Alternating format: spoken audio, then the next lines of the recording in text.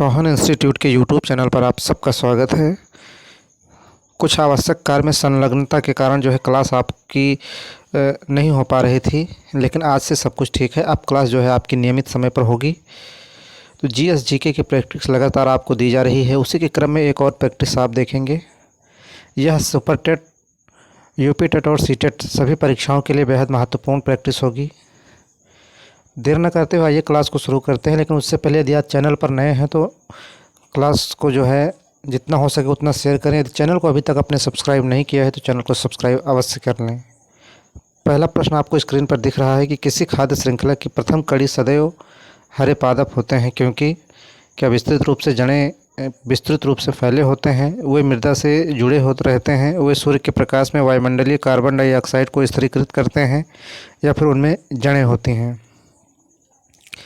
प्रश्न पूछ रहा है कि किसी खाद्य श्रृंखला की प्रथम कड़ी सदैव हरे पादप होते हैं, क्योंकि तो आपके ऑप्शन हैं विस्तृत रूप से फैले होते हैं, वे मृदा से जुड़े रहते हैं, वे सूर्य के प्रकाश में वायुमंडलीय कार्बन डाइऑक्साइड को स्थिरीकृत करते हैं, उनमें जड़ें होती हैं। कौन सा विकल्प सही होगा? तो इसका जो सही उत्तर होगा ऑप्शन नंबर सी, वे सूर्य के प्रकाश में वायुमंडलीय कार्बन डाइऑक्साइड को स्थिरीकृत करते हैं।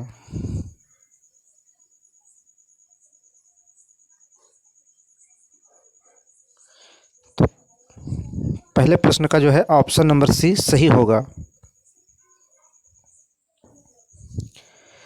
अगला प्रश्न आपसे पूछ रहा है कि ह्यूमस के निर्माण में सहायक है। ह्यूमस के निर्माण में सहायक है उत्पादक, अपघटक, उपभोक्ता, या फिर ये सभी। प्रश्न आपसे पूछ रहा है कि ह्यूमस के निर्माण में सहायक है उत्पादक, अपघटक, उपभोक्ता, या फिर ये सही। तो इसका जो सही उत्तर होगा ऑप्शन नंबर बी, अपघटक।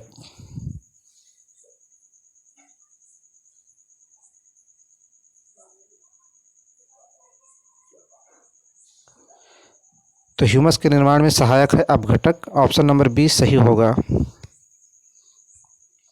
आइए अगला प्रश्न देखते हैं। अगला प्रश्न पूछ रहा है कि वातावरण का वह क्षेत्र जिसमें ओजोन परत उपस्थित रहती है वह कहलाता है। वातावरण का वह क्षेत्र जिसमें ओजोन परत उपस्थित रहती है वह कहलाता है क्षोभ मंडल, समताप मंडल, मध्य मंडल, बहिर्मंडल। कौन सा विकल्प सही होगा? फिलहाल वातावरण का वह क्षेत्र जिसमें ओजोन परत उपस्थित रहती है कहलाता है। तो इसका जो सही उत्तर होगा ऑप्शन नंबर बी, समताप मंडल।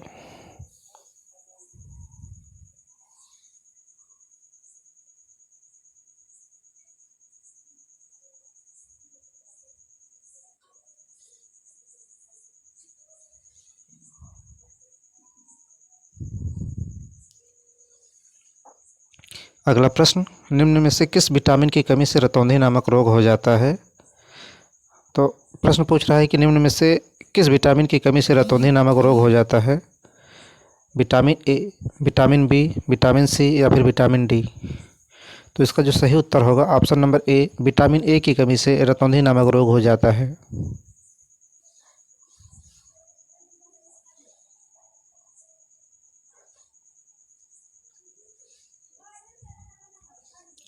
आइए अगला प्रश्न देखते हैं। निम्न में से सबसे कमज़ोर बल कौन सा है?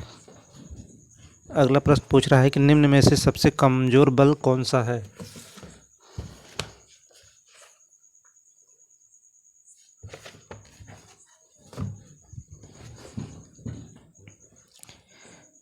प्रश्न आपको स्क्रीन पर दिख रहा है। निम्न में से सबसे कमज़ोर बल कौन सा है? गुरुत्वाकर्षण बल, विद्युत बल, चुंबकीय बल, या फिर न्यूक्लियर बल। तो इसका जो सही उत्तर होगा ऑप्शन नंबर ए, गुरुत्वाकर्षण बल।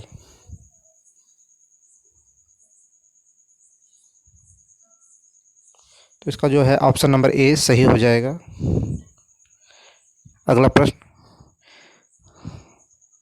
पूछ रहा है कि राष्ट्रीय खेल दिवस कब मनाया जाता है? राष्ट्रीय खेल दिवस कब मनाया जाता है? 25 मई, 29 जून, 30 जुलाई, या फिर 29 अगस्त को। प्रश्न पूछ रहा है राष्ट्रीय खेल दिवस कब मनाया जाता है? 25 मई, 29 जून, 30 जुलाई, 29 अगस्त। तो इसका जो सही उत्तर होगा ऑप्शन नंबर डी, 29 अगस्त को मेजर ध्यानचंद,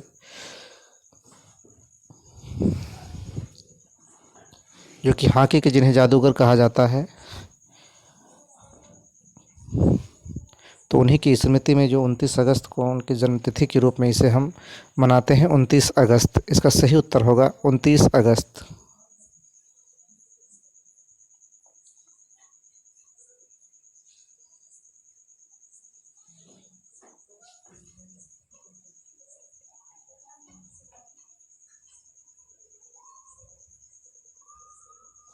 अगला प्रश्न पूछ रहा है कि बुद्ध चरितम महाकाव्य किसने लिखा है। प्रश्न पूछ रहा है कि बुद्ध चरितम महाकाव्य किसने लिखा है। अश्वघोष, नागार्जुन, हेमचंद या फिर गौतम बुद्ध। देखिए यहाँ पर आपके समय का विशेष रूप से ध्यान रखा गया है, जिससे आपका समय जो है कम से कम लगे और अधिक से अधिक प्रश्न आपको मिल सकें। प्रश्न पूछ रहा है कि बुद्ध चरितम महाकाव्य किसने लिखा है। अश्वघोष, नागार्जुन, हेमचंद या फिर गौतम बुद्ध। तो इसका जो सही उत्तर होगा ऑप्शन नंबर ए, अश्वघोष।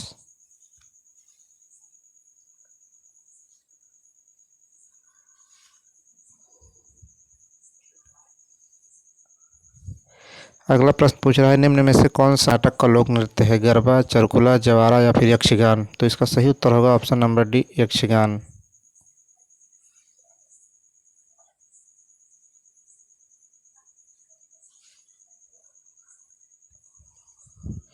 अगला प्रश्न पूछ रहा है कि मिर्ज़ापुर किसके लिए प्रसिद्ध है। कजरी के लिए, चरकुला नृत्य के लिए, पनवारा के लिए या फिर नकटा के लिए।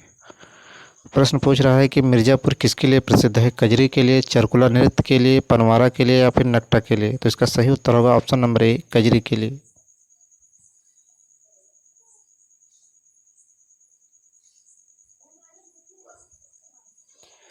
अगला प्रश्न पूछ रहा है केंद्रीय गिलास एवं सिरेमिक अनुसंधान संस्थान कहाँ स्थित है। आगरा, खुर्जा, कानपुर, फिरोजाबाद। केंद्रीय गिलास एवं सिरेमिक अनुसंधान संस्थान कहाँ स्थित है। आगरा, खुर्जा, कानपुर या फिर फिरोजाबाद। तो इसका सही उत्तर होगा ऑप्शन नंबर बी, खुर्जा।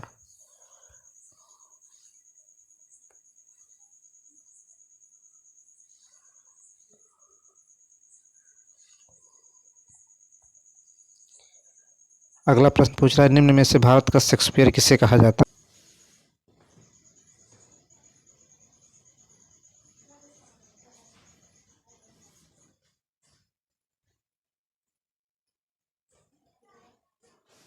तो आज का अंतिम प्रश्न पूछ रहा है स्टैचू ऑफ यूनिटी की ऊंचाई कितनी है।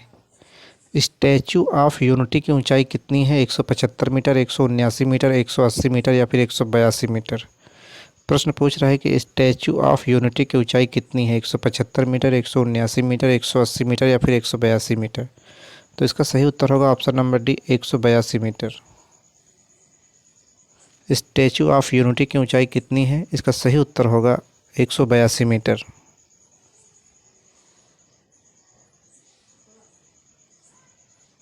तो इसका जो है ऑप्शन नंबर डी सही हो जाएगा।